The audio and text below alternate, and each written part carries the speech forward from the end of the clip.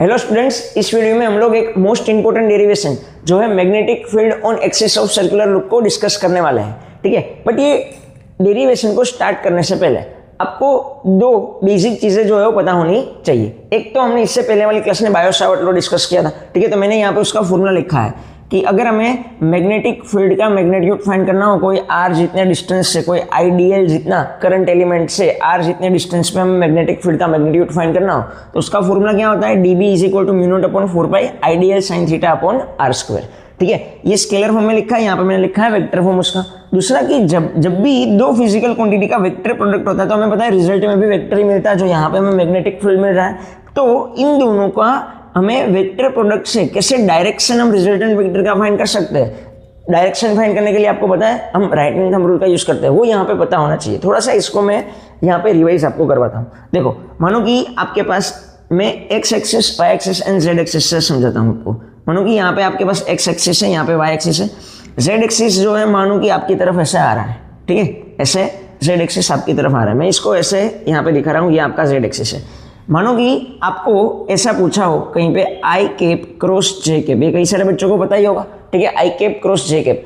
अब ये दो वेक्टर को मैंने, ये दोनों यूनिट वेक्टर है राइट, तो दो वेक्टर का मैंने क्रॉस प्रोडक्ट किया। क्रॉस प्रोडक्ट से हमें पता है कि राइट हैंड थंब रूल का यूज करके हम जो भी रिजल्ट में वेक्टर आएगा उसका डायरेक्शन फाइंड कर सकते हैं। ठीक है, तो राइट हैंड थंब रूल का यूज कैसे करना है मेन मुझे यहाँ पे ये आपको समझाना, क्योंकि ये डेरिवेशन में इसका हम यूज करने वाले हैं। क्लियर, तो आपको करना क्या है, आई क्रॉस जे पूछा है, आई यानी एक्स का यूनिट वेक्टर है, जे यानी वाई का यूनिट वेक्टर है। तो हम पहले आई की तरफ, पहले तो राइट हैंड थंब रूल का यूज करते से पहले आपको ये ध्यान रखना है कि आपका थंब एंड फिंगर के बीच में 90 डिग्री का एंगल होना चाहिए। दोनों कैसे होने चाहिए, परपेंडिकुलर होने चाहिए। ठीक है, तो यहाँ पे अगर मैं आई की डायरेक्शन में फिंगर को रखता हूँ, फिर इसको किस तरफ घुमाना है, तो भाई जे की तरफ इसको क्या करना है, कर्ल करना है। तो आई क्रॉस जे, थंब जहां पे जाएगा वो आपका रिजल्टेंट वेक्टर का डायरेक्शन। तो थंब गया के पे, जेड पे गया ना, जेड का यूनिट वेक्टर क्या होता है, के। तो आई क्रॉस जे ये हुआ, आपको मिला आपको के। तो आई क्रॉस जे करके अपने को क्या मिलता है, के कैप मिलता है, ये आपको पता ही होगा। फिर मानो कि आपको ऐसा दे रखा है जे क्रॉस आई, सपोज कि आपको ऐसा दे रखा है, तो अभी आपको फिंगर को कहाँ पे रखना है, जे पे रखना है। ठीक है, जे यानी वाई हुआ, तो मैंने फिंगर को ऐसे रखा, राइट हैंड का ही यूज करना है। ठीक है, तो मैंने यहाँ पे फिंगर को ऐसे रखा। अब किस तरफ जाना है, एक्स की तरफ, एक्स यानी आई की तरफ जाना है मुझे, तो मैं ऐसे जाऊंगा तो मेरा थंब किस तरफ जा रहा है, अंदर की तरफ जा रहा है। सीधी सी बात है, अगर ये एक्सिस बाहर आ रही है वो प्लस के है, तो अंदर जा रहा है वो क्या होगा, माइनस के होगा कि नहीं होगा। तो यहाँ पे आपका आंसर क्या आएगा, माइनस के कैप। ठीक है, तो ऐसे हम राइट हैंड थंब रूल का यूज करके जब भी दो फिजिकल क्वांटिटी यहाँ पे डीएल क्रॉस आ रहे हैं ना, तो हम डीएल के डायरेक्शन एंड आर के डायरेक्शन के बीच में right hand thumb rule use करेंगे। एंड जहाँ पे थंब जाएगा वो अपना किसका डायरेक्शन होगा, मैग्नेटिक फील्ड का डायरेक्शन होगा। ठीक है, पहले आप इतना नोट कर लीजिए, फिर हम ये डेरिवेशन को स्टार्ट करते हैं। क्लियर,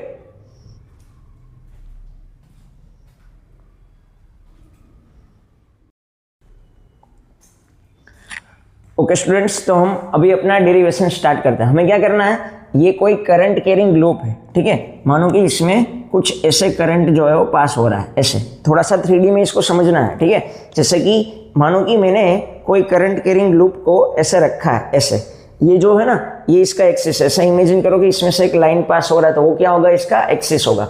और ऐसे आपकी तरफ करंट आ रहा है, ऐसे आपकी तरफ क्या आ रहा है, करंट आ रहा है। ठीक है, ये जो है अपने पास कोई करंट कैरिंग लूप है। तो हमें करना क्या है कि भाई ये करंट कैरिंग लूप से यहाँ पे मैंने कोई पॉइंट किया, सपोज कि ये कोई पॉइंट P है। ठीक है, जो करंट कैरिंग लूप से x जितने डिस्टेंस पे है, कितने डिस्टेंस पे है, x जितने डिस्टेंस पे कोई पॉइंट P है, वहां पे मुझे मैग्नेटिक फील्ड फाइंड करनी है। ठीक है, रेंडमली मैंने कोई पॉइंट लिया है P, वहां पे मुझे क्या करना है, मैग्नेटिक फील्ड फाइंड करना है। मान लेते हैं कि ये लूप जो है उसका रेडियस जो कैपिटल R है। कितना है, कैपिटल R। लूप का रेडियस कितना है, कैपिटल R जितना है।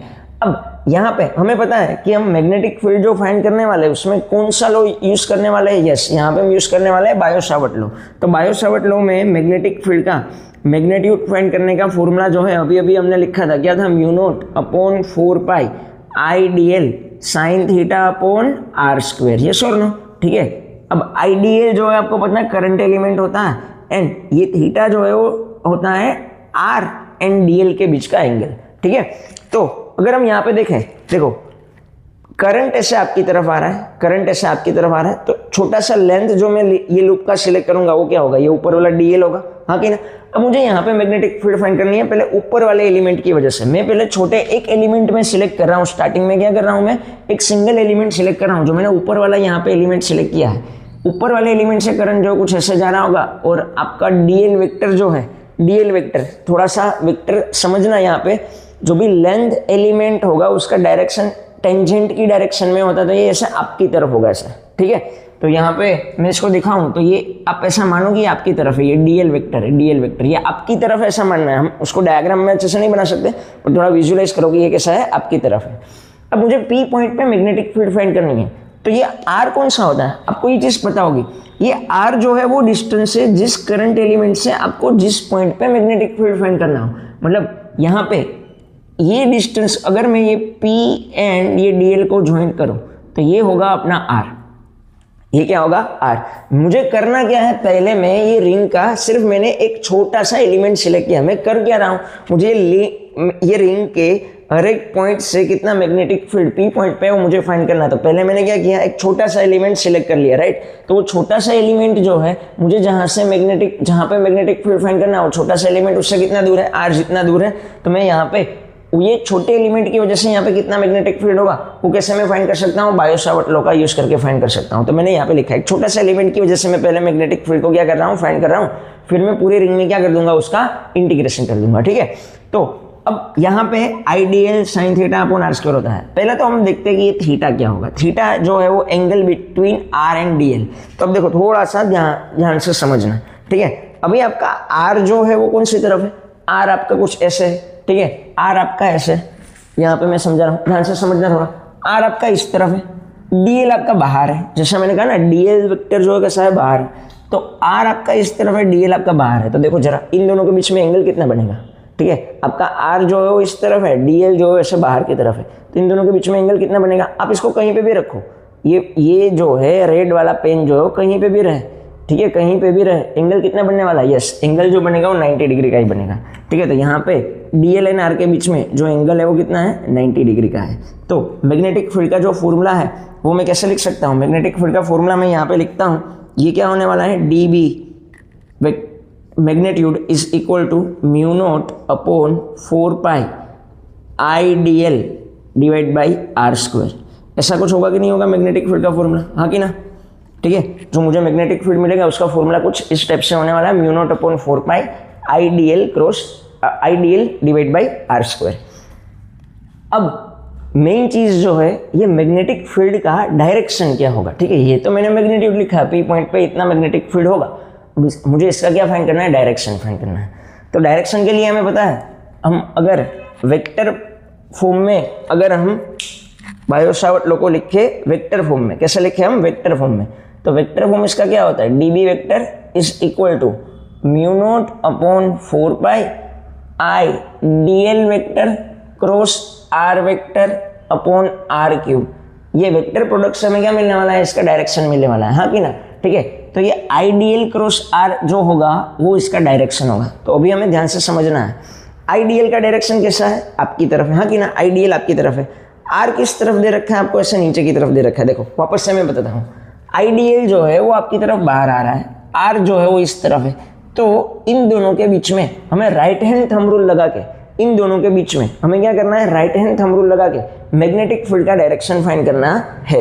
आईडीएल जो है वो आपकी तरफ है, आर जो है वो थोड़ा सा ऐसे झुका हुआ है, ठीक है। तो अगर मैं यहाँ पे राइट हैंड थंब रूल का यूज करूँ तो कहाँ से कहाँ जाएंगे हम, जैसे हमने आई क्रॉस जे किया था तो हमने फिंगर रखा था आई पे, गए थे हम जे की तरफ, तो यहाँ पे मैं डीएल की तरफ फिंगर रखूंगा, जाऊंगा आर की तरफ। तो ये मैंने देखो, ये मैंने डीएल की तरफ फिंगर रखी, अब मैं किसकी तरफ जाऊंगा, आर की तरफ जाऊंगा। तो आर की तरफ जाऊंगा तो ये थंब जो जाएगा वो मेरा मैग्नेटिक फील्ड का डायरेक्शन होगा, हाँ कि ना। तो मैं ऐसे गया तो ये मेरा थंब जो इस तरफ जाएगा ये मेरा मैग्नेटिक फील्ड का डायरेक्शन होगा। आप थोड़ा सा इसको ऐसे भी समझ सकते हो, मान लो कि ये आर, थोड़ी देर के लिए मान लो कि ये आर जो है एग्जैक्ट ऐसे स्ट्रेट है, ठीक है, ये ऐसे कुछ झुका हुआ नहीं है, ऐसा सीधा है।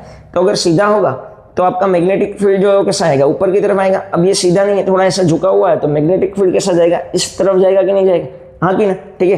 तो ये कुछ मैग्नेटिक फील्ड आपका इस तरफ जाने वाला है, तो यहाँ पे मैग्नेटिक फील्ड का डायरेक्शन जो कुछ इस यहाँ पे इस तरफ होने वाला है, जो आपका है डीबी वेक्टर, क्या है आपका डी बी वेक्टर, हाँ कि ना, समझ में आई मेरी बात। अब मानो कि ये मैंने डी बी वेक्टर कर दिया, मानो कि ये एंगल थीटा है, ये एंगल क्या है थीटा, तो हमें पता है कि ये वेक्टर के कितने कंपोनेंट मिलने वाले हैं अपने को, 2 कंपोनेंट मिलने वाले हैं, ठीक है। तो 2 कंपोनेंट के लिए अगर मैं बात करूँ तो ये वाला जो कंपोनेंट होगा वो कौन सा होगा, जिसके साथ थीटा बनता है वो कौन सा होता है, कोस। तो इसको मैं ऐसे लिख सकता हूँ D B X is equal to D B cos theta, हाँ कि ना, प्लस अगर हम साथ में लिखें तो ये ऊपर वाला जो कंपोनेंट होता है उसको हम वाई कंपोनेंट कहते हैं, और वाई कंपोनेंट जो है वो क्या होता है डी बी साइन थीटा।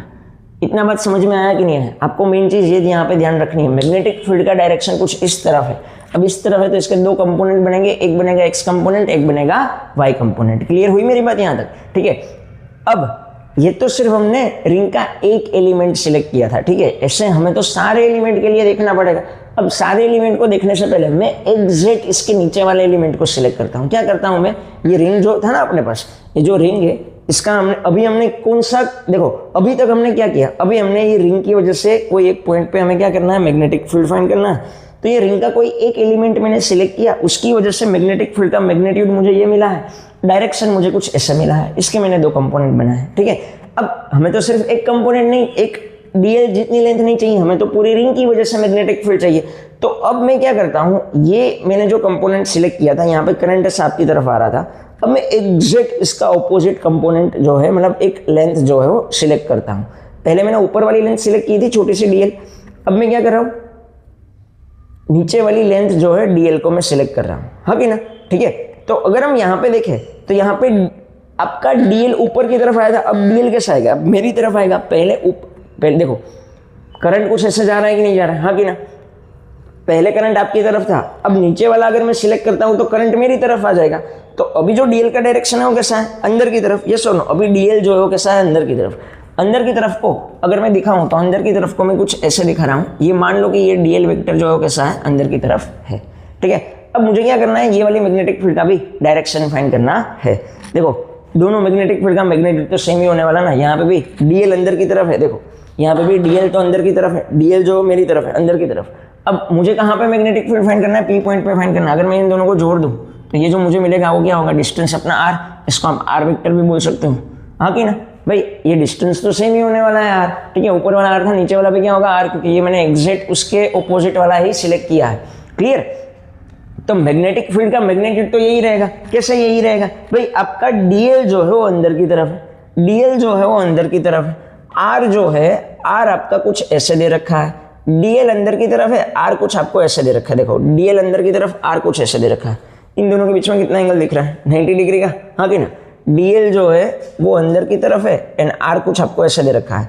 इन दोनों के बीच में जो भी एंगल बनेगा वो कितना बनने वाला है, 90 डिग्री का एंगल बनने वाला है, ठीक है। ये आर इस तरफ, डीएल अंदर की तरफ, इन दोनों के बीच का एंगल 90 होगा। तो वापस से मैग्नेटिक फील्ड का मैग्नीट्यूड तो हमें यही मिलेगा, μ0/4π IdL/r²।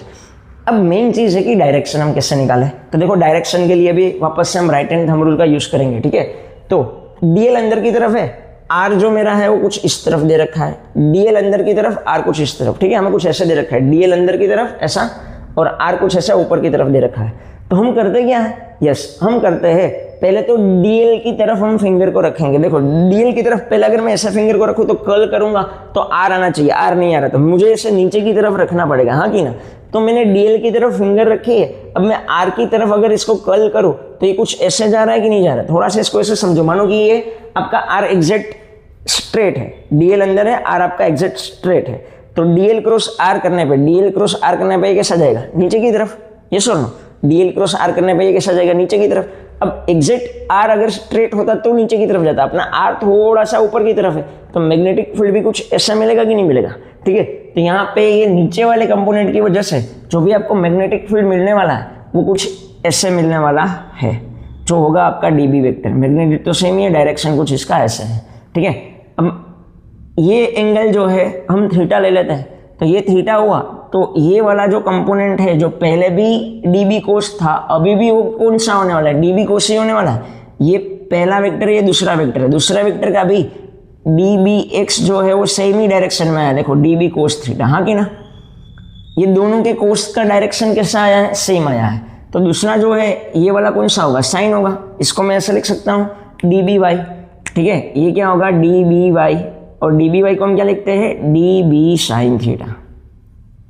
इतनी बात समझ में आई कि नहीं? ठीक है, तो आप देख सकते हो ध्यान से, जो दोनों डीएल है, जो करंट एलिमेंट है, उसके साइन कंपोनेंट ऑपोजिट डायरेक्शन में आ रहा है, कोस कंपोनेंट कैसे आ रहा है, एक ही डायरेक्शन में आ रहा है। ठीक है, मैंने सिर्फ 2 ही एलिमेंट सिलेक्ट किए थे, तो 2 एलिमेंट में कोस कंपोनेंट जो है वो एक ही डायरेक्शन में आ रहा है, साइन कंपोनेंट जो है कैसे आ रहा है, ऑपोजिट डायरेक्शन में आ रहा है।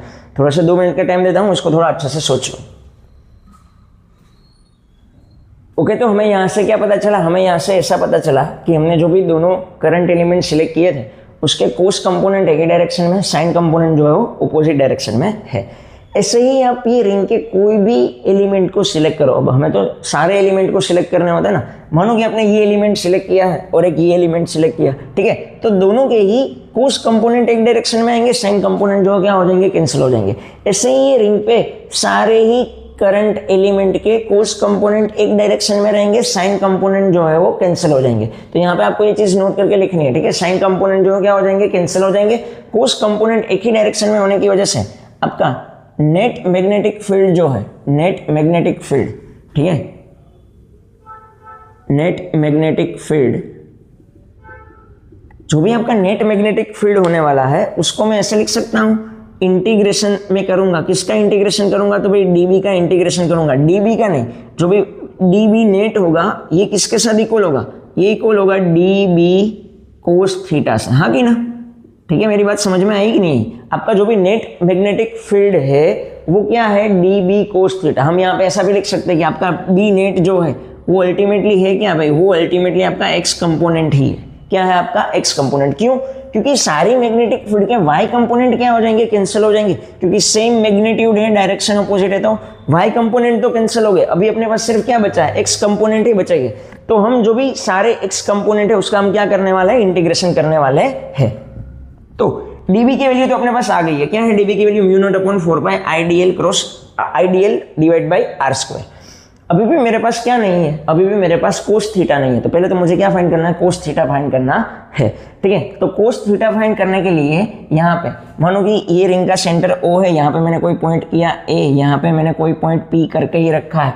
तो अब मुझे कोस थीटा फाइंड करना है। तो देखो कोस थीटा फाइंड करने के लिए भी मैं आपको 2 तरीके से समझाऊंगा। एक तो अगर यहाँ पे थीटा बनाना तो मैं डायरेक्ट बोलता हूँ कि यहाँ पे भी थीटा ही बनने वाला है, इसको याद कर लो। ठीक है, या तो मैं इसको समझाने की ट्राई करता हूं कि ये कैसे होता है। देखो आपको एक चीज पता होगी, ये 90 का एंगल है। अगर मानो ये थीटा है तो ये कितना होता है, ये होता है 90 माइनस थीटा। ये तो पता ही होगा, अभी मैं समझा रहा हूं कि वहां पे थीटा कैसा है। ठीक है, तो मानो कि यहाँ पे मेरे पास थीटा है, देखो ये वाला जो थीटा है, अगर ये थीटा है तो ये पूरा दोनों 90 डिग्री थे ना, ये दोनों ही रेड वाली लाइन 90 पे है। तो अगर ये थीटा है तो ये कितना होगा, ये होगा 90 माइनस थीटा। हाँ कि ना, समझ में आई मेरी बात कि नहीं? अभी मैं समझा रहा हूँ कि यहाँ पे थीटा कैसा आया, वो मैं आपको समझा रहा हूँ। ठीक है, तो ये हुआ 90 माइनस थीटा। अगर ये 90 माइनस थीटा है तो ये दोनों ब्लैक वाली लाइन जो है आर एंड डी बी, वो भी तो कैसी होती है, 90 पे ही होती है। तो अगर ये 90 माइनस थीटा है तो ये क्या होगा, ये वापस से थीटा होगा। समझ में आई मेरी बात? तो ये जो है वो थीटा हो गया। अब वापस से ये रेड वाली लाइन और ये ब्लैक वाली लाइन, ये 90 पे है, ये 90 पे। अगर ये थीटा है तो ये कितना होगा, ये होगा यस 90 माइनस थीटा। समझ में आया कि नहीं आया? ठीक है, तो अगर ये 90 माइनस थीटा है, ये 90 डिग्री है, तो ये बचेगा क्या, थीटा। क्यों? क्योंकि ट्राइंगल के सारे एंगल का सम क्या आता है, 180 डिग्री। तो अगर ये 90 माइनस थीटा, तो ये होगा थीटा। इन सबका सम करोगे तो 180 होगा। क्लियर? तो ये आपको यहाँ पे याद भी रखना है, समझना भी है कि यहाँ पे क्या आता है, थीटा आता है। ओके, तो अब अगर हम आगे बढ़े तो अगर मैं बात करूं ट्रायंगल, हम बात करें इन ट्रायंगल, कौन सा ट्रायंगल, AOP। ठीक है, AOP में अगर मैं बात करूं तो कोस थीटा अगर मुझे लगाना हो, क्या लगाना हो, कोस थीटा। मुझे यहाँ पे कोस की वैल्यू सब्स्टिट्यूट करनी है ना, तो मैं यहाँ पे लगाता हूँ कोस थीटा। तो cos theta is equal to क्या आता है, एडजेसेंट अपॉन हाइपोटेनियस। तो थीटा का एडजेसेंट कौन है, R। हाँ कि ना, एंड हाइपोटेनियस क्या है, हाइपोटेनियस 90 के सामने जो होता है वो है स्मॉल r। समझ में आई मेरी बात कि नहीं? वो जो है वो क्या है, स्मॉल r। ये हाइपोटेनियस है, ये एडजेसेंट है। तो कोस थीटा की वैल्यू तो अपने पास आ गई, कितनी आई है, capital R upon small r। तो अगर मैं यहाँ पे इसको सब्स्टिट्यूट करूँ कि dB नेट मैग्नेटिक फील्ड जो है, इसके छोटे छोटे एलिमेंट को सम करोगे तो आपको नेट मैग्नेटिक फील्ड मिलेगा। अभी मैं सिर्फ मैग्नीट्यूड की बात कर रहा हूँ। ठीक है, जो भी आपका नेट मैग्नेटिक फील्ड है वो क्या है, इंटीग्रेशन किसका integration, D B into cos theta. D B की जो वैल्यू है वो है mu naught upon 4 pi I D L, okay, I D L cross R, sorry I D L divide by R square. जो भी आपकी magnetic field का magnitude है वो कितना है, mu naught upon 4 pi I D L by R square. ये आपकी मैग्नेटिक फील्ड का मैग्नीट्यूड है। ये मैंने ये रखा है, कोस थीटा की वैल्यू क्या है, कोस थीटा की जो वैल्यू है वो है capital R divide by small R. इतना है कि नहीं, इतना समझ में आया, ठीक है। अब अगर मैं इसको आगे लिखूँ तो integration mu naught upon 4 pi, ये एज इट इज रहा, म्यू नोट अपॉन 4 पाई, ये एज इट इज है, I D L divide by R cube into क्या होगा आर। ऐसा होगा कि नहीं होगा, क्या मेरी बात समझ में? एक काम करते हैं ना, आर स्क्वायर एंड आर को अलग अलग ही रखो, आर स्क्वायर एंड आर को क्या रखो, अलग अलग ही रखो। अब थोड़ा सा ना यहाँ पे ध्यान देना, अगर मुझे ये आर को फाइंड करना हो इन टर्म्स ऑफ, ये पता है ना ये एक्स था, ये क्या है एक्स है, आर को फाइंड करना हो in terms of X and capital R, तो मैं क्या यहाँ पे ऐसा लिख सकता हूँ using Pythagoras theorem, R square is equal to क्या होगा, R square is equal to capital R square plus X square, हाँ कि ना, ठीक है। ऐसे ही आर इज इक्वल टू लिखना हो तो क्या आएगा, R square plus X square, इसकी पावर कितनी हो जाएगी 1/2, ठीक है। तो इतनी बात समझ में आएगी नहीं, ठीक है। तो अभी मैं ये ऊपर वाला जो है उसको इरेज कर रहा हूँ, आपको ये नोट करके लिख लेना, ठीक है। ये सब जो है वो आप नोट करके लिख लेना। अभी मैं इसको क्या कर रहा हूँ, इरेज कर रहा हूँ। तो अभी अगर हम आगे देखें, ओके,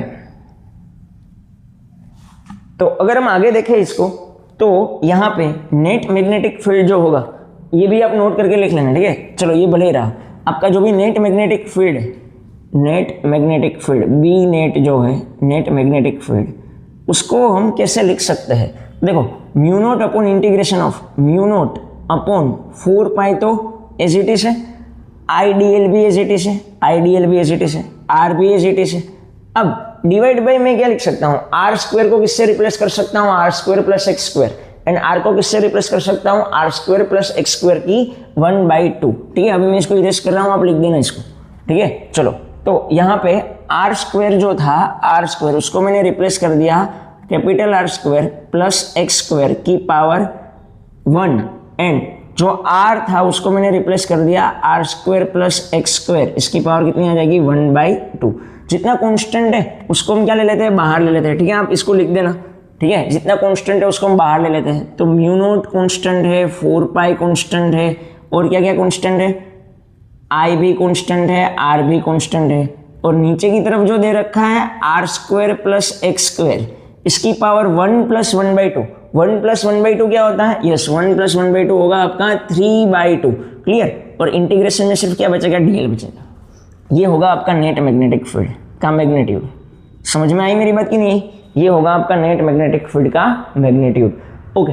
अब अगर हम ये पूरी रिंग के छोटे छोटे एलिमेंट का अगर हम सम करें, ये रिंग के छोटे छोटे एलिमेंट का हम क्या करें, सम करें, तो ये सर्कल की सर्कमफेरेंस जितना होगा कि नहीं होगा, तो यहाँ पे इंटीग्रेशन कितना होगा, तो यहाँ पे अगर मैं लिखूँ mu naught upon 4 pi I R divide by R square plus X square की पावर 3/2 इंटू ये क्या आएगा 2 पाई आर, हाँ कि ना।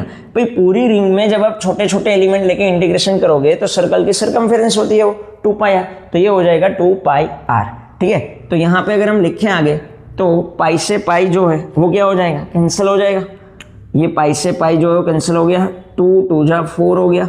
तो यहाँ पे अपने पास क्या बचा है, mu naught by 2 I R square divide by R square plus X square की पावर कितनी है 3/2। ये होगा आपका नेट मैग्नेटिक फील्ड।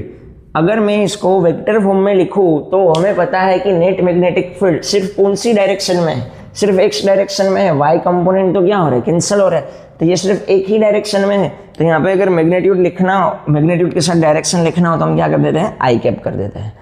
क्लियर हुआ कि नहीं हुआ? तो ये आपका मैग्नेटिक फील्ड का फॉर्मूला है, B net is equal to mu naught I R square divide by 2 into in bracket R square plus X square की 3/2। क्लियर हुआ कि नहीं हुआ?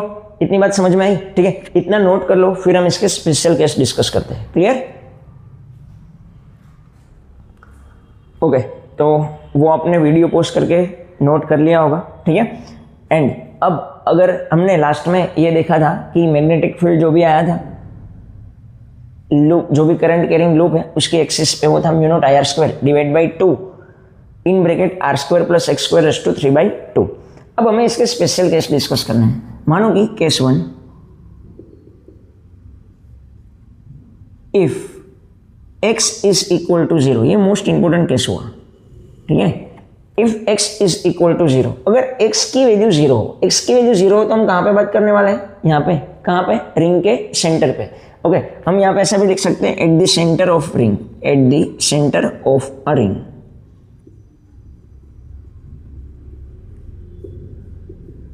सेंटर ऑफ रिंग या तो लूप, जो भी आपको, ठीक है। सेंटर पे अगर हमें बात करनी हो, सेंटर पे मैग्नेटिक फील्ड, तो सेंटर के लिए B इज इक्वल टू, यहाँ पे सिर्फ मैं मैग्नेटिक लिखूंगा, ठीक है।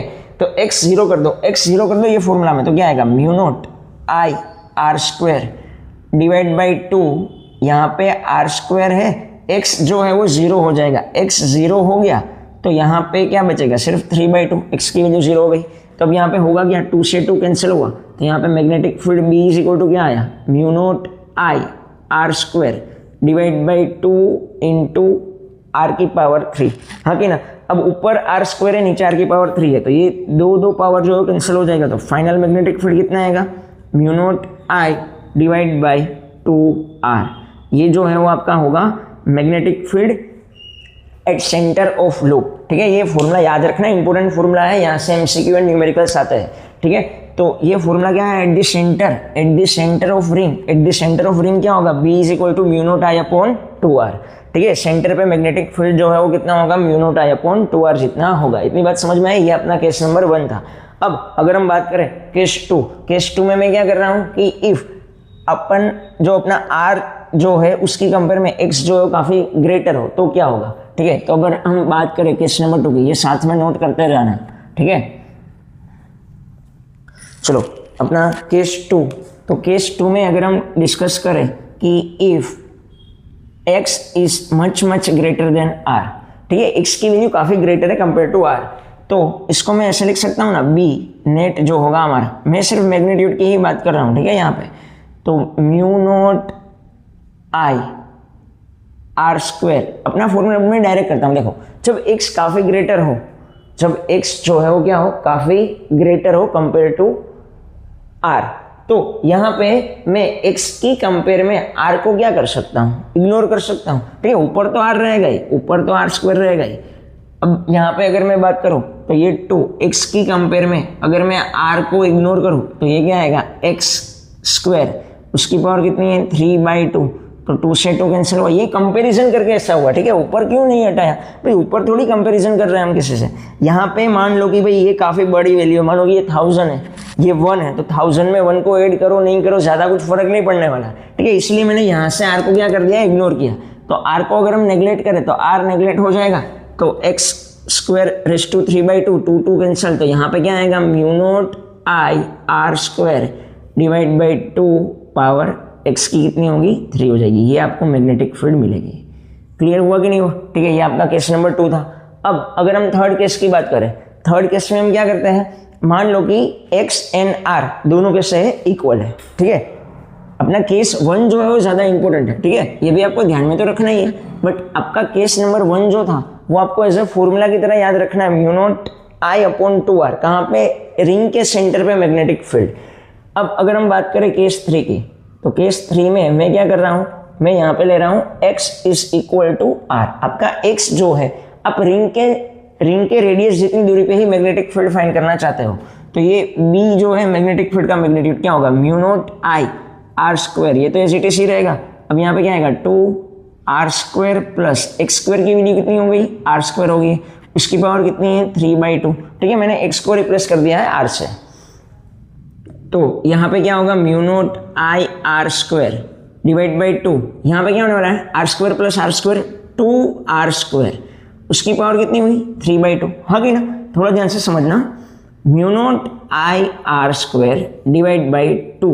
अब ये दोनों का पावर 2/3 होगा, तो पहले मैंने 2 की पावर 3/2 कर दिया, अब मैंने r की पावर, आर स्क्वायर की पावर भी 3/2 कर दी, 2 से 2 तो कैंसिल हो गया, तो यहाँ पे क्या बचा, mu naught I R square divide by, ये पावर यहाँ पे 2 की 1 है प्लस 3/2, तो ये कितना आने वाला है 2 की पावर 5/2 और r का यहाँ पे क्या आएगा क्यूब। अब वापस से r² कैंसिल हुआ तो यहाँ पे बचेगा μ0I/2⁵/2 इंटू क्या होगा r।